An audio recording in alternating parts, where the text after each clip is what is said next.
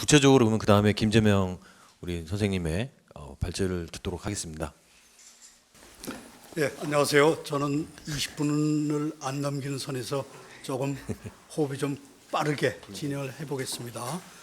제가 말씀드릴 부분은 시리아 내전이 왜 이렇게 오래 끄는 건지, 왜 국제사회는 팔짱만 끼고 있는 건지, 뭐 이런 부분을 중심으로 가능한 대로 해결책을 한번 좀 모색해보는 그런 수순이 되겠습니다.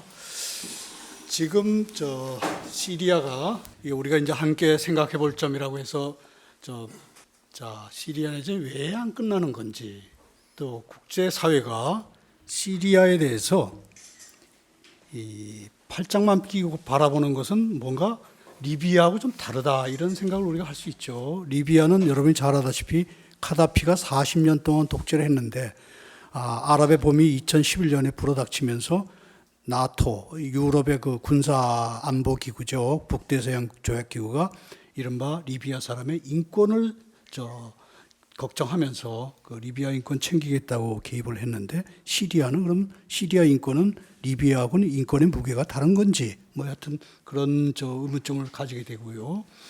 시리아 내전이 A와 B, 어떤 갑과 을 둘이 싸우는 것이 아니라 굉장히 복잡한, 그리고 외세가 또 거기 개입하고 강대국들의 자기네들의 그 이익의 잣대로도 개입하고, 또 가장 최근엔 여러분이 아시다시피 러시아가 또 군사 개입을 하고, 굉장히 좀 복잡하죠. 그런 부분을 한번 좀 간단히 살펴볼 테고요. 시리아 내전이 지금 4년을 넘겼는데 군사적으로 해결될 가능성 사실은 거의 없다고 보고요.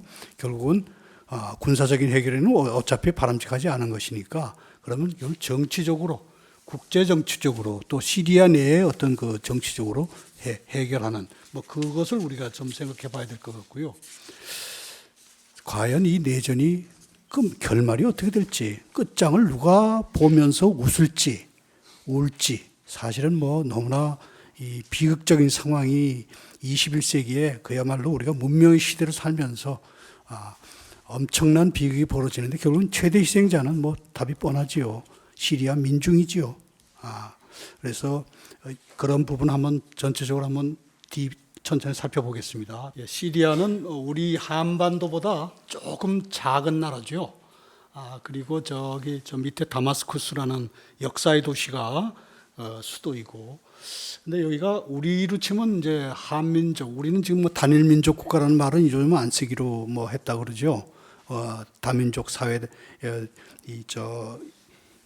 해외에서 많이 또 이렇게 이주 노동자분들도 들어오시고 또 국제 결혼도 많이 하고, 근데 시리아는 그야말로 다민족 사회의 어떤 그런 모습보다는 굉장히 종파적인 분열, 또 지역적인 분열이 굉장히 복잡한, 시리아 북부 남부, 시리아 동부 서부, 그리고 종파 간에, 그러니까 여기 보면 아랍이 한 90%, 그러니까 언어 말을 아랍어를 쓰고 또 종교를 이슬람교를 믿고, 이런 사람들이 이제 9명인데 그 사람들도 같은 아랍인이 아니더라 하는 거죠. 여기에 보면 이 시아 순위 이렇게 좀 나눠지고, 문제는 다마스커스의 또아릴튼 독재자 바샤르 알 아사드가 소수인 시아 중에서도 알라위라는, 그러니까 이 시리아 사람들의 다수가 볼 때는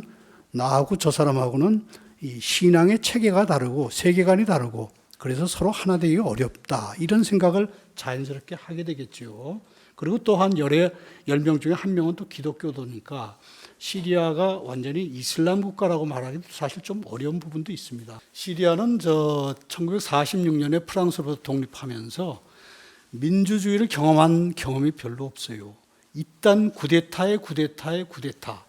그리고 또 지역별, 종파 간 여러 가지 같은 한국으로 치면 영호남 갈등, 이게 아주 그야말로 오래전부터 있어서 어떻게 보면 모래알 국가가 아닌가, 이런 생각조차 할 수 있습니다. 자, 이 하페즈가 그 아들인 바샤르한테 물려주기까지 한 30년 독재를 하고, 하페즈가 죽은 뒤에 차남, 원래 장남이 승계를 해야 되는데 장남은 플레이보이고 스포츠카를 몰고 다니는 게 취미였다 그래요. 하여튼 사고로 죽었습니다. 그래서 아들이 안과 의사가 급작스럽게 이 대권을 물려받은. 그러고서 이제 15년이니까 부자가 합치면 한 45년이죠. 지금 엄청난 장기 독재입니다. 시리아를 저는 2번 갔었는데요. 시리아에 가면 어디를 가나 하페즈하고 바샤르 두 부자의 사진을 볼 수가 있어요. 밥을 먹을 때도 식당에서 저 두 사람이 내려다봅니다. 사실 소화가 잘 안 되는 그런 나라가 시리아죠. 그런데 시리아는 입조심을 무지해야 되는 것이 어딜 가나 정보기관의 요원들이 또 그 끈앞 협조자, 끈앞풀이라고 할 수 있죠. 그런 사람들이 주위에 넘쳐나기 때문에 시리아 사람들조차 이 서로 간의 어떤 체제에 대한 불만은 굉장히 삼가하는 것이 체질화된 그런 모습이었습니다. 자, 2000년도에 그 하페지가 죽고 나서 시리아 사람들 중에 지식인들이나 그 민주화에 대한 관심이 많은 오랫동안의 그 30년 하페지 독재가 그야말로 신물이 난 시리아 사람들이 요구를 했었죠. 자, 그 다음에 이 바샤르 알 아사드 체제는 말하자면 당근과 채찍을 해서 적당히 요구도 좀 들어주면서 또 엄청난 강도의 그 채찍을 휘두르면서 독재를 해왔죠. 자, 문제는 이제 그 시리아가 이 독재의 초롱성을 금이 가는 그것이 바로 여러분이 잘 아시는 아랍의 봄이죠.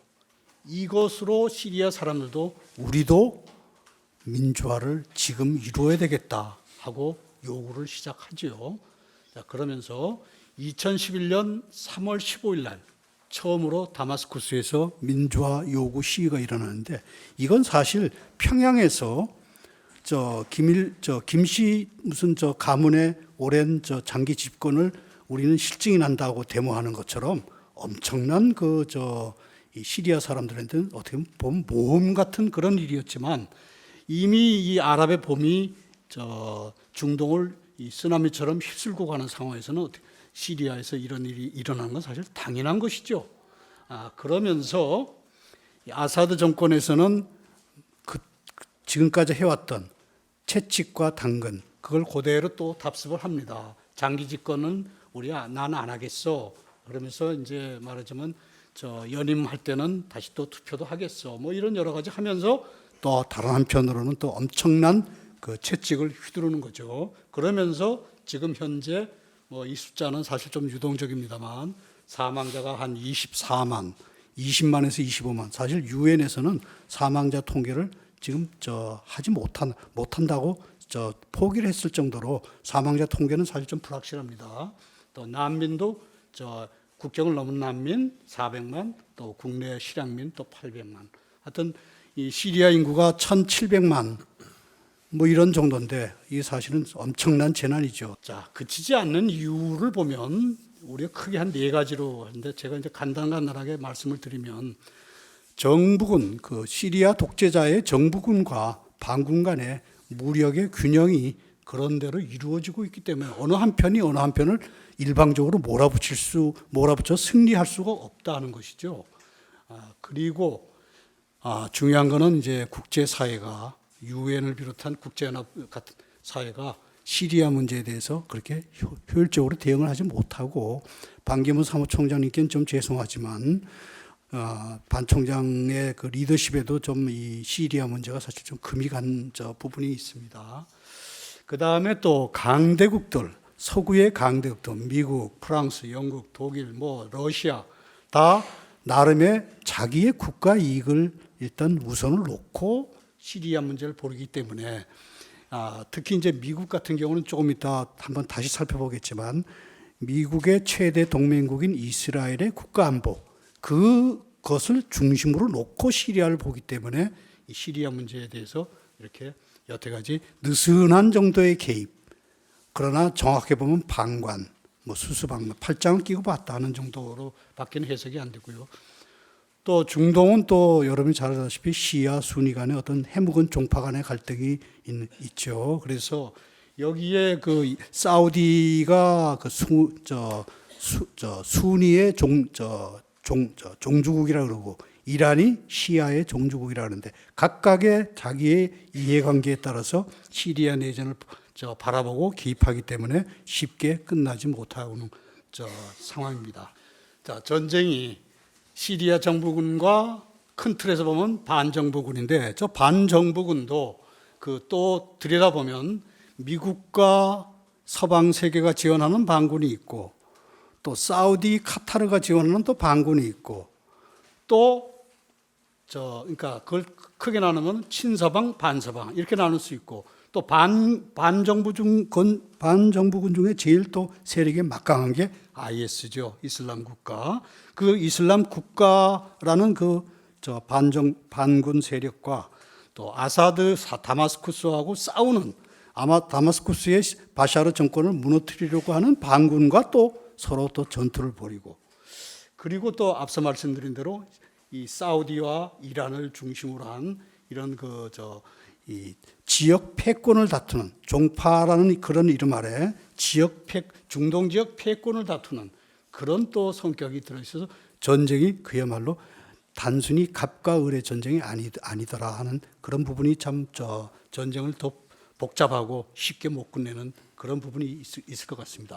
자, 우리가 이제 이슬람 국가라는 이 국가는 아니고 준국가 조직이지요. 그리고 미국을 비롯한 서방 언론에서는 테러 조직이라고 얘기를 하는데, 자, 우리가 알카에다를 이제 9.11 테러를 일으킨 무서운 테러 조직이라고 우리가 알고 있지만, 알카에다보다 사실은 더 현재 보면 세력이 크고 자금력도 풍부한 그런 이 준국가 집단이지요. 이 사람들은 수니파 무장 세력이라고 말할 수도 있는데 단순히 또 순위파만 있느냐? 또 그런 건 아니겠지요. 하여튼 지도자를 중심으로 한 그 리더십은 순위파 쪽에 뿌리를 두고 있다 이렇게 얘기할 수 있겠고요. 자, 그런데 우리가 작년부터 좀 혼란스러운 상황이 생겼죠. 이슬람 국가의 세력이 커지니까 거의 한반도 수준의 그런 넓은 영토를 장악하고 막강한 자금력을 확보한 IS가 시리아 다마스쿠스 정권을 위협하는 그런 상황이 되니까 미국이 공습을 하면서 테러 조직을 공습한다고 합니다. 그럼 이게 과연 공습의 수혜자가 누굴까를 생각하면 반대로 생각하면 미국의 시리아 공습으로 가장 미소를 짓는 것은 바로 이슬람 국가라는 반군 조직이 창끝을 겨눈 시리아의 다마스쿠스의 독재 정권이지요. 그 독재 정권의 바샤르 알 아사드가 미국의 공습 소식을 듣고 얼마나 기뻐했겠습니까? 자, 그러면 과연 미국은 시리아의 민주화를 원하는 거야. 독재 정권을 머스트고 보내야 한다는 생각을 진짜 하고 있는 거야. 이런 생각을 우리가 해볼 수가 있는 거죠. 자, 그리고 여기 또 이스라엘이 이제 그 미국의 중동 정책에서는 가장 중요한 위치를 차지하고 있는데요. 미국의 우리가 흔히 여러분 다 아시다시피 미국의 중동 정책의 두 가지 수레는 하나는 이스라엘, 다른 하나는 중동 석유. 그래서 두 개가 미국의 중동 정책을 끄는 양 수레바퀴다 이렇게 얘기를 합니다만 이스라엘이 시리아 내전을 보는 시각은 우리가 생각하는 그 시리아의 민주화나 어떤 시리아의 내전이 빨리 끝나기를 바라는 국제사회 시각은 어느 정도 거리가 있는 생각인데요. 이스라엘과 시리아는 이 1948년에 1차 중동전쟁부터 1차, 2차, 3차, 4차 네 차례 중동전쟁을 거치면서 계속 시리아하고는 전쟁을 했던 그런 상황입니다. 시리아는 이스라엘과 외교관계도 없고 말하자면 적성국가죠. 그 적성국가에서 내전이 벌어져서 이스라엘의 안보를 위협할 만한 그 시리아의 내전이 벌어졌다면 이스라엘의 안보는 사실은 그냥 굉장히 편한 거죠. 그럼 이스라엘 지도자들의 입장에서는 어떻게 되겠습니까? 시리아 내전이 빨리 끝나기를 바라겠습니까? 그건 아니죠. 시리아 내전이 계속돼서 말하자면 이스라엘이 시리아 걱정을 국가 안보 걱정을 덜 수가 있는 것이죠. 그런데 만일에 시리아의 다마스쿠스에 IS라는 엄청난 그 이슬람 근본주의 세력이 다마스쿠스를 점령할 경우라면 상황이 달라지는 거죠. 시리아 다마스쿠스를 IS가 점령하면 이스라엘은 그야말로 그 전에 시리아의 그 바샤르 알 아사드 그 독재 체제로부터 느꼈던 그 안보 부담보다는 훨씬 더 큰 그런 안보 부담 위기를 느끼게 되겠죠. 그런 것을 미국과 이스라엘의 어떤 셈법에 적용한다면 미국의 이슬람 국가 IS 공습이 충분히 이해가 될 수 있는 부분이 있죠. 자, 그런데 이란은 지금 이란과 레바논의 헤즈볼라 이 사람 다 시아파 무장 조직이 레바논의 시아파 무장 조직이 헤즈볼라죠.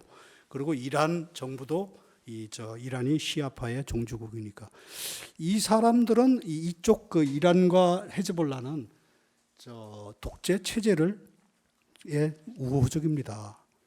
그래서 제가 이란 친구한테 한번 물어봤어요. 이란 너네들은 조금 자기 모순에 빠져 있는 거 아니냐? 너네들은 1979년에 이란 이슬람 혁명을 통해서 그 팔레비 독재 왕조를 무너뜨린 그 민주화에 대한 어떤 위대한 어떤 그 역사적 체험을 했다고 자랑을 하는데 지금 시리아가 민주화를 하겠다고 지금 사람들이 저렇게 총을 잡고 절절하게 지금 싸우고 있는데 거기를 분쇄하러 아사드 독재 정권을 지원하는 건 좀 뭐가 문제가 있는 거 아니야? 그거는 이제 교과서적인 생각이고 이란의 또 셈법이 뒤에 살펴볼 러시아와의 셈법하고 또 비슷한 것이죠. 그러니까 이 미국이 주도하는 어떤 미국과 이스라엘이 생각하는 어떤 중동 질서에 이란이나 이 시리아의 그 아사드 체제가 생각하는 중동 질서하고 좀 다른 모습이죠. 그러니까 이 러시아도 이 시리아 독재자와는 상당히 그 유착 관계가 있었고 러시아는 시리아하고 한 200억 정도의 그 교육 관계도 있고 또 쿠르쿠스라고 하는 시리아의 항구에 러시아 군함이 또 기항도 할 수 있고 상당히 러시아의 크레물린과 다마스쿠스의 그 독재자하고는 유착 관계가 있어요. 또 물론 그 전부터 냉전 체제 시절부터 소련은 시리아하고도 좀 관계가 좀 밀접했는데요. 그런저런 걸로 봐서 이 시리아 문제가 이렇게 이란, 러시아 이 각각의 이해관계가 또 시리아에 개입함으로써 또 이 미국과 이스라엘이 각각의 이해관계로 시리아를 바라봄으로써 시리아 내전이 잘 끝나지 못하는구나 이렇게 생각할 수 있겠습니다. 자, 이거는 그냥 이 해외 언론에 나온 이 커리커처인데요. 여기 오바마가 푸틴이 러시아의 푸틴이 시리아에 그 무기 지원을 해주는 뭐 그런 모습을 지금 그냥 보여주는 겁니다. 자, 미국과 러시아는 미국은 이스라엘 안보가 우선이고 그러면서 친서방 반군을 뭐 아주 작은 한 줌의 부대를 요즘 훈련시켜서 하고 있는 그런 상황이고 미국이 직접 개입하기는 군사 개입하기는 어렵지요. 미국의 그 정치권에서 일부 좀 강경파들이 이 시리아에 대한 무력 개입을 해야 된다고 얘기를 하지만 사실은 현실적으로 좀 어려운 얘기죠. 이라크, 아프간의 부담도 있고 그래서 공습 정도로 끝나고 있고요. 자, 러시아는 말하기는 이슬람 국가를 공습한다고 하지만 실제로 공습하는 곳을 보니까 아사드 정권이 위협적인 반군에게도 공습을 하고 있는 모습입니다. 그래서 이 알-누스리 전선이라고 알카에다 쪽 계열이지만 이슬람 국가하고는 서로 적대적인 그런 이 반서방, 반시리아, 반군 조직의 지도자가 러시아군 하나 잡으면 1,800만 원, 우리 돈으로 1,800만 원 현상금을 주겠다고 내걸 정도로 러시아의 무력 개입이 지금 논란을 불러일으키고 있죠. 자, 우리가 여기 사실 이러고 있을 때가 아니라 1,800만 원 벌려면 시리아 가서 러시아 군을 하나 잡아야 되는데, 그렇습니다. 자, 썰렁한 농담입니다. 자, 이란과 사우디는 지역 패권, 이 시아 순위의 어떤 패권 때문에 시리아를 자기 편으로 두기 위해서, 사우디가 시리아에 개입하는 것은 시리아 민주화를 위해서겠습니까? 사우디 자체가 민주주의 국가가 아니죠. 여자에 대한 심권, 여성에 대한 심권도 투표권도 안 주는 나라가 시리아 민주화 걱정하고서 저기 개입하지는 절대 안 했을 테고 다 사우디의 이익을 위해서죠. 자, 이란도 시리아의 민주화를 위해서 개입하는 것은 아니다. 우리가 단정적으로 말할 수 있겠습니다. 여기 두 사람의 사진을 아마 여러분이 좀 보셨을 것 같은데요. 왼쪽에 아사드 시리아 독재자고 이쪽은 리비아 카다피.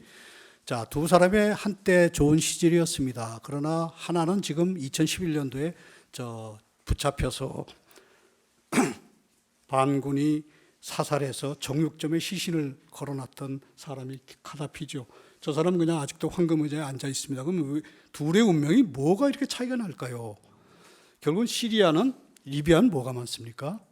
석유가 많고 개입하면 떡고물이 생길 수 있는, 말하자면 전후 리비아 재건에 석유 탐사권, 정유권, 여러 가지 이권을 떡고물이 생길 수가 있지만 시리아는 떡고물도 없는 곳이에요. 석유가 나긴 나지만 이라크로부터 대량 수입해가는 그런 나라입니다. 그런데 더 중요한 것은 사실은 정치적 변수죠. 자, 리비아는 우리가 잘 알다시피 안보리 결의안도 통과시켜가지고 결국 나토가 비행금지 구역 설정하고 그리고 직접 공습을 해서 시리아 리비아 공군이 못 뜨도록 딱 막아놓은 다음에 나토 공군이 떠서 결국은 이 반군이 이 사람을 잡을 수 있게끔 전쟁을 빨리 끝냈죠. 이른바 인도주의적 개입입니다. 그래서 인간 안보를 챙겨주겠다. 그것을 국제사회가 보호해야 할 책임이 있다. 인간 안보를 국민 보호 책임이라고 하는. 자, 이게 사실 굉장히 유행어처럼 됐는데 이게 문제는 리비아에만 적용되고 됐다 하는 거죠. 그래서 이게 결국은 국제사회도 아무리 인권 얘기하더라도 인권이 있다면, 인권이 중요한 군사개입의 요인이라면 그저 있다 해도 한 5%, 나머지 95% 이상은 개입해서 이득이 있느냐 없느냐, 그것으로 결국은 국제사회 개입이 판가름 난다 하는 것이죠. 결국은 R2P는 이거는 그냥 고무줄 잣대, 하여튼 그냥 이중잣대 그렇게 되는 거죠. 자, 이건 제가 앞에서도 말씀드렸지만 미국이 개입하지 않는 것은 이스라엘의 걱정이 거기에 개입되고, 만일 시리아의 다마스쿠스에 새로운 정권이 들어섰을 때 그 정권이 어떤 정권이냐, 이슬람 국가 같은 그런 강성 이슬람 정권이 들어서면 이스라엘에 엄청난 부담이 되고 미국의 중동 정책에도 영향을 주고, 결국 그런 부분들이 시리아에 대한 어떤 적극적인 개입을 이 아사드 독재 정권을 무너뜨리는데 적극적인 개입을 하지 못하는 부분이 있고, 그래서 IS보다는 지금의 아사드 체제가 차악, 나쁜 배드가이지만 그래도 덜 배드가이다. 누구보다? 이슬람 국가보다. 이런 판단이 새겨져 있고요.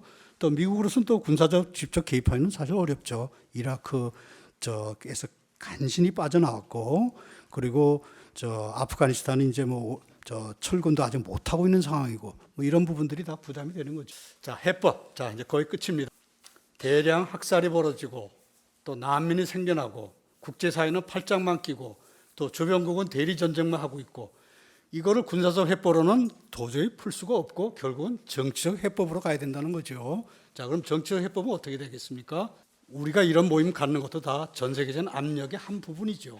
그러면서 유엔과 같은 국제기구가 좀 더 역할을 해야 되고, 또 국제형사재판소 같은 데서 좀 더 전쟁 범죄자는 기소를 해야 되는 것이 마땅하고, 또 러시아와 미국이 두 양대 강대국이 시리아에 개입한 그 양대 강대국이 나름대로 어떤 자국의 국가익만 계산할 주판알만 튈 것이 아니라 좀 세계 평화, 인권 이 차원에서 좀 대승적으로 결단을 내려야 되고, 또 지역 패권을 다투는 사우디, 이란도 사실은 시리아의 전쟁을 끝장내기 위해서는 서로가 손을 잡아야 되고, 그 다음에 최종적으로는 사실 아사드를 퇴진시키고 정권 교체를 하고 그를 전범 재판에 넘기는 이런 수순이 필요하겠지요. 자, 이 부분은 우리가 저 측근들이 미국이 생각할 때 물갈이 차원에서 이를테면 김재규가 박정희를 쏴 죽이듯이 그렇게 그냥 체제 내에서 비용을 싸게 들여서 바꿀 건지 뭐 여러 가지 같은 그 시나리오가 있지요, 사실은. 자, 그런 부분은 우리가 우리 같은 보통 사람들이 알기는 어려운 그야말로 고 차원의 해법이 또 기다리고 있을 테니까 한번 관심 있게 기다려 볼 필요가 있을 것 같습니다. 자, 이 정도 마치겠습니다.